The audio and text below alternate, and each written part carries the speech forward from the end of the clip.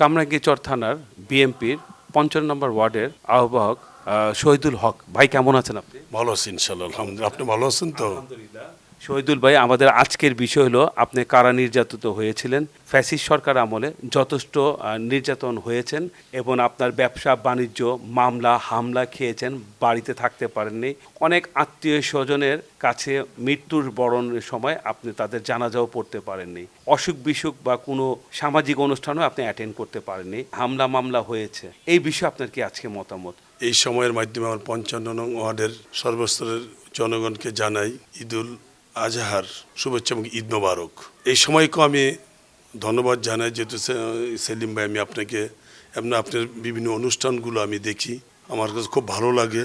এবং আজকে আপনি আমাকে আমার অফিসে এসেছেন আমার সাথে একটু সাক্ষাৎ নেওয়ার জন্য। এই জন্য আমি আমার পক্ষ থেকে আপনাকে আমি অনেক ধন্যবাদ জানাচ্ছি। আমি দীর্ঘদিন ধরে রাজনীতির সাথে সম্পৃক্ত। ১৯৯২ সনে যখন আমাদের কামরাঙ্গীরচর সুলতানগঞ্জ ইউনিয়ন ছিল, আমি বৃহত্তর সুলতানগঞ্জ ইউনিয়নের ২ নং ওয়ার্ডের ছাত্র দলের সভাপতি ছিলাম। কামরাঙ্গীরচর থানা যখন হয়, কামরাঙ্গীরচর থানার যুব দলের সিনিয়র যুগ্ম আহ্বায়ক ছিলাম। আমি ওয়ার্ড বিএনপির ২ নং ওয়ার্ডের বিএনপি সাধারণ সম্পাদক ছিলাম, আমি সভাপতি ছিলাম। আমি আবার ঢাকা সিটি কর্পোরেশন যখন হয় আমাদের কামরাঙ্গীরচর ২০১৫ সালে, তখন আমি ৫৫ নং ওয়ার্ডের বিএনপির সভাপতির দায়িত্ব আমি পালন করছি। বর্তমানে আমি কামরাঙ্গীরচর থানা ৫৫ নং ওয়ার্ডের বিএনপির সভাপতির দায়িত্ব পালন করছি। আমি কামরাঙ্গীরচর থানা বিএনপি সাংগঠনিক সম্পাদকও ছিলাম। আমি অনেক নির্যাতনের শিকার। ফ্যাসিস্ট আওয়ামী লীগ সরকারের আমলে আমার নামে প্রায় ৫২টার অধিক আমার নামে মিথ্যা মামলা দিয়েছে। আমি ৮ থেকে ১০ বার আমি কারাগারে গিয়েছি। আমি ১৭ বছর আমি এলাকাতে ঠিকমতো আসতে পারিনি। আমার পরিবার পরিজনের সাথে, আমার সন্তানদের সাথে, আমার আত্মীয় স্বজনের সাথে আমি কখনো আমি ঠিকমতো সাক্ষাৎ করতে পারতাম না। আমার এলাকাতে আমার এই ১৭ বছরে আমার অনেক আত্মীয় স্বজন মৃত্যুবরণ করেছে। আমি তাদের জানাজা আমি অ্যাটেন্ড হতে পারিনি। অনেক আমার আত্মীয় স্বজন সামাজিক অনুষ্ঠান হয়েছে, অনেক বিবাহ অনুষ্ঠান হয়েছে, বিভিন্ন সামাজিক অনুষ্ঠানগুলো যে আমার আত্মীয় স্বজনটা করেছে বা এলাকার আমার অনেক কাছের মানুষে এই অনুষ্ঠানগুলো করেছে। আমি একটা প্রোগ্রামে অনুষ্ঠানে অংশগ্রহণ করতে পারিনি।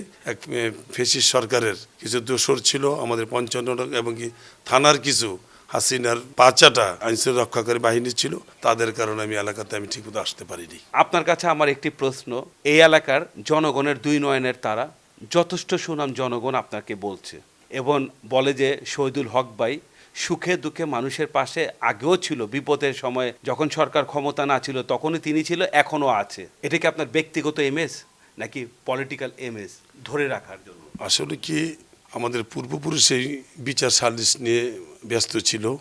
আমার আব্বা একজন এলাকার সম্মানিত ব্যক্তি ছিল। আমার ইমিডিয়েট বড় ভাই মোহাম্মদ নুরুল হক মেম্বার সাহেব, ওনার প্রায় ১৭ বছর এই এলাকার জনগণের সেবা করেছে, এই এলাকার মেম্বার ছিল। একটা তো ব্যক্তি মেজ রয়েছে, যেহেতু আমার মামা হাজি আবদুল্লাহ ওয়াল স্কুল কলেজ, আপনারা অনেকে ওনার শুনেছেন। আমার মামা ১৭ বছর এই কামরাঙ্গীরচর জনগণের সুখ দুঃখের সাথী ছিলেন। আমার বড় ভাইও ছিল, আমার আব্বাও আমাদের এই এলাকার সম্মানী ব্যক্তি ছিলেন।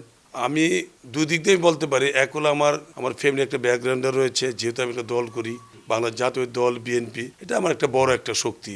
এখান থেকে আমি অনেক কিছু আমি পেয়েছি আমার এই দলের মাধ্যমে। ইনশাল্লাহ আশা করি দল আমাকে সামনেও আমাকে আরও বড় কিছু আমাকে দিবে ইনশাল্লাহ, এটা আমার একটা প্রত্যাশা। যেহেতু আমি স্কুল লাইফ থেকেই আমি সবসময় আমি এলাকার মানুষের পাশে ছিলাম। আমি আমার আব্বাকেও দেখেছি, বড় ভাইকে দেখেছি, আমার মামাকেও দেখেছি। আমি নিজেও আমি যতটুকু সম্ভব আমি এই এলাকার জনগণের জন্যই কাজ করি, আমার আর কোনো কাজ নেই। আমি এই জন্য এলাকার জনগণ, গরিব দুঃখী মেহনতি মানুষ সকলে আমাকে ভালোবাসে। শহীদুল ভাই, জনগণ আপনাকে চাচ্ছে, কিছু কিছু জনগণের সাথে কথা বলে দেখেছি যে কাউন্সিলর প্রার্থী হিসেবে ৫৫ নম্বর ওয়ার্ডে আপনাকে চাচ্ছে, এই বিষয়ে আপনার কি মতামত? আমি পূর্ব কিন্তু আমি ২বার সিটি কর্পোরেশনের ৫৫ নং ওয়ার্ড থেকে আমি নির্বাচন করেছি, ২০১৫ এবং ২০২০ সালে দলীয় প্ল্যাটফর্মে আমি এখানে আমি নির্বাচন করেছি এবং আমি বিপুল ভোটও আমি পেয়েছি। কিন্তু আমার যেই অপোজিট পার্টি ফ্যাসিস্ট হাসিনা সরকারের যেই প্রার্থী ছিল, আমার ভোটকে তারা ছিনে নিয়েছে। আমাকে জনগণ ভালোবাসে একটি কারণ, আমি সবসময় আমি জনগণের মানুষের সাথে আমি মিশি, আমি জনগণের সাথে মিশি। আমার জনগণই আমার সব শক্তি। আমি যদি আগামীতে যদি আল্লাহ পাক যদি আমাকে যদি জনগণের ভোটে এবং কি আমার দল যদি বিবেচনা করে আমাকে যদি দল থেকে নমিনেশন দেয় পূর্বের নেয়, আমি অবশ্যই ইনশাল্লাহ আমি জনগণের ভালোবাসা নিয়ে আমি জয়ী হব ইনশাল্লাহ। আর আমি যদি জয়ী হতে পারি, এই এলাকার যত উন্নয়নমূলক কাজগুলি রয়েছে সেই কাজগুলি ইনশাল্লাহ আমার দ্বারা করা সম্ভব হবে, এটাই আমার সবচেয়ে বড় প্রত্যাশা। প্রথম কোন কাজটি করবেন যে জনগণের উপকার হবে, সেই জনগণ সারা জীবন আপনাকে মনে রাখতে পারে? আমার সবচেয়ে আমার একটি বড় একটা সমস্যা, শুধু এটা 55 নং ওয়ার্ডের সমস্যা না, এটা কামরাঙ্গীচরের সমস্যা, কেরানীগঞ্জবাসীরও অনেকের এটা সমস্যা। যেহেতু আমাদের কামরাঙ্গীচর থেকে শহরে যেতে হলে মাত্র দুই তিনটা রাস্তা আছে, এই রাস্তা দিয়ে কামরাঙ্গীচরের বিশাল একটা জনগোষ্ঠী শহরে যেতে হলে অনেক জ্যামের শিকার হইতে হয়। এই জন্যই আমাদের হাজিরঘাট, যে 55 নং ওয়ার্ডের হাজিরঘাট থেকে আমাদের বেরিবাদে যদি একটা রাস্তা করে একটা চিন্তাভাবনা আছে। আমাদের প্রিয় নেতা ঢাকা 10 আসনের মাননীয় মন্ত্রী শেখ রবি ভাইয়ের সাথে আমার একান্তভাবে সাক্ষাৎ হয়েছে। ভাইকে আমি আমার এই সমস্যাটার কথা, আমাদের এলাকার জনগণের এই সমস্যাটার কথা ভাইকে আমি বলেছি। ভাই আশ্বাস দিয়েছে, ভাই বলল যে এই কাজটা আমার পক্ষে করা সম্ভব হবে ইনশাল্লাহ। আমি যত দ্রুত বেগে আমি সেটা স্পটে যেয়ে আমি একটা ইনস্ট্রাকশন করব, তো আমাদের নেতাকর্মীরা থাকবে থেকে আমি দেখে যেভাবে সুন্দর হয়। আমার 55 নং ওয়ার্ড যেহেতু আমার ঢাকা 10 আসনের, আমার কোনো নেতাকর্মীরা বা এলাকার জনগণ যাতে কোনো দুর্ভোগ যাতে না পোহাতে হয়, আমি সেই জিনিসটা আমি অবশ্যই আমি লক্ষ্য রেখে আমি মাথায় রেখে আমি এই কাজটা আমি করে দিব। আমার মা বোনেরা যারা এখানে রয়েছেন আমাদের 55 নং ওয়ার্ডে তথা কামরাঙ্গীচরে, যেহেতু এটা একটা, এই রাস্তাটা হলে শুধু খালি 55 নং ওয়ার্ড না, আমি আগে পূর্বে বলেছি যে এই রাস্তাটা দিয়ে আমাদের কেরানীগঞ্জের অনেক লোক যাতায়াত করে। এখানে আমার কামরাঙ্গীচরে 55-56 লোকেরও এখানে যাতায়াত করে, এখানে আমার অনেক মা বোনেরা যাতায়াত করে, এই রাস্তা দিয়ে যায়। কিন্তু যদি আমরা এই রাস্তাটা যদি একটু সুন্দর করতে পারি, আর এই রাস্তাটা যদি আমরা বেরিবাদের সাথে যদি আমার সংযুক্ত যদি আমরা করতে পারি, তাহলে আরো উপকৃত হবে। মাননীয় প্রধানমন্ত্রী জনাব তারেক রহমানের অত্যন্ত আস্থাভাজন ঢাকা 10 আসনের মাননীয় মন্ত্রী জনাব শেখ রবিউল আলম রবি ভাই, রাস্তাঘাট, স্কুল, কলেজ এই ব্যাপারে অত্যন্ত ওনার একটি আগ্রহ, যে এলাকার ভিতরে যদি কোনো এই ধরনের কোনো কাজ হয় ওনার তড়িৎ বেগে সেখানে ছুটে আসেন এবং সেগুলো কাজগুলো করার জন্য ওনারা খুব আগ্রহ প্রকাশ করেন। আমাদের প্রিয় নেতা ঢাকা 10 আসনের মাননীয় মন্ত্রী মহোদয় সাহেব, আমরা ভাইয়ের সাথে কথা বলেছি যে আমাদের কামরাঙ্গীচরের সাথে বিশেষ 55 নং ওয়ার্ডের সাথে বেরিবাদের যদি একটি রাস্তা যদি এই রাস্তাটা যদি যোগাযোগ যদি সংযোগ যোগাযোগ হয়, তাহলে আমাদের বিশাল বড় উপকৃত হবে। ফায়ার সার্ভিস অ্যাম্বুলেন্সগুলো, ফায়ার সার্ভিসের গাড়িগুলো আসতে অনেক সুবিধা হবে। এখন আমাদের কামরাঙ্গীচরের ওই রকম কোনো হাসপাতাল নেই। আমাদের কামরাঙ্গীচরে যদি কোনো জায়গায় কোনো আগুন লেগে, তখন আমাদের ফায়ার সার্ভিসের গাড়িগুলো ঢুকতে অনেক সমস্যা হয়েছে কামরাঙ্গীচরের ভিতরে। এই জন্য ভাইয়ের সাথে কথা বলেছি, যদি এই রাস্তাটা যদি আমাদের হাজিরঘাটের এই রাস্তাটা যদি বড় হয়, তাহলে কামরাঙ্গীচরের জন্য প্লাস 55 নং ওয়ার্ডের জনগণের জন্য বিশাল বড় একটু উপকৃত হবে, এটা আমি মনে করি। শহীদুল ভাই, আপনার মূল্যবান সময় দেওয়ার জন্য আমাদের এই সময়ের পক্ষ থেকে আপনাকে অসংখ্য ধন্যবাদ। আমি আপনাকে ধন্যবাদ জানাচ্ছি যে আপনি অনেক কষ্ট করে রোদ বৃষ্টি উপেক্ষা করে আজকে আপনি আমার অফিসে এসেছেন। এই জন্য আমি আমার 55 নং ওয়ার্ডের তথা কামরাঙ্গীচর থানা বিএনপির পক্ষ থেকে আমি আপনাকে অসংখ্য ধন্যবাদ জানাচ্ছি। সেই সাথে আমার আরেকটি কথা হঠাৎ আমার মনে পড়েছে।